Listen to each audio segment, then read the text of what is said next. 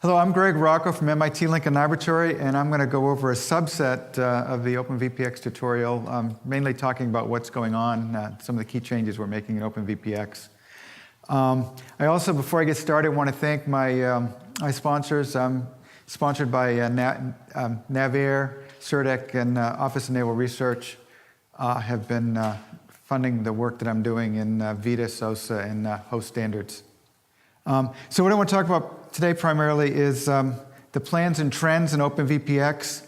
We're expecting the next ANSI version of VITA 65.0.1 to be out somewhere around April to June this year. It depends on how smoothly things go as we try to get through the comments that we've got. And some of the key things we're doing, and you've had a bunch of talk already about the 12-volt only ecosystem. So we're putting in recommendations to have for plugin modules to only use 12 volt, 3.3 volt aux, and VBAT. And then you'll notice I'll go over some of the new slot profiles. Almost all of them have no user-defined pins, which has been talked about earlier, helps interoperability. And then there are legacy systems that need some user-defined pins. And so what we're trying to do is set up slot profiles and set things up so that those pins can be isolated to a few slots and done in a way that most of the system can be model year upgrade easily without dealing with the user-defined pins. And then you can think of the user-defined pins as being platform specific and the boards that they're on stay put. So on the 12 volt, what we've done is we've added recommendations for the plugin module. It's important to realize that we're changing this in the plugin module, but not yet the backplane. So the backplane wiring will still support all the voltages. There's two tables there. The first one is for 6U. It shows what we're recommending going forward to not use plus 5 and plus or minus 12 volt aux. And then with the 3U, it's 3.3 volt, 5 volt, and plus or minus 12 volt aux. It's recommended not to be used.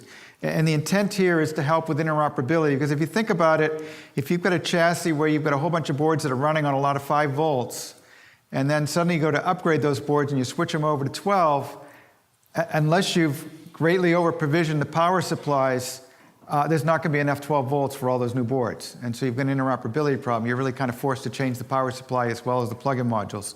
So what we want to do is nudge the ecosystem in the direction of going 12 volt only. To help things out.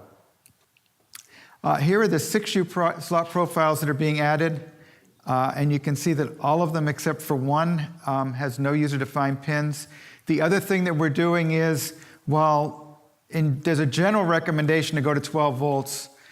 For the new slot profiles, we're deciding on a slot profile by slot profile basis whether they're required to go to 12 volts, and the module profiles for all of these are required to be 12 volt only.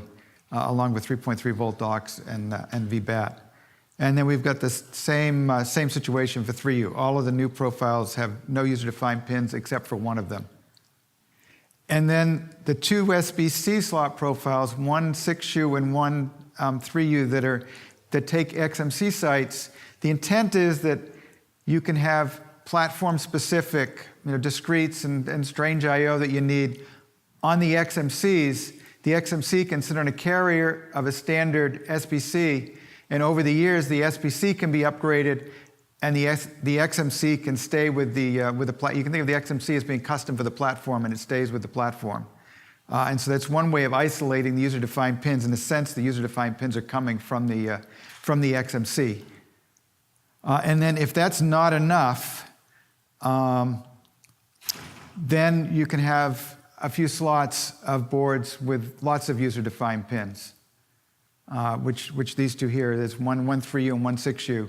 And so the goal is to get all the user-defined pins localized so that the rest of the system can be model year upgrade over the years.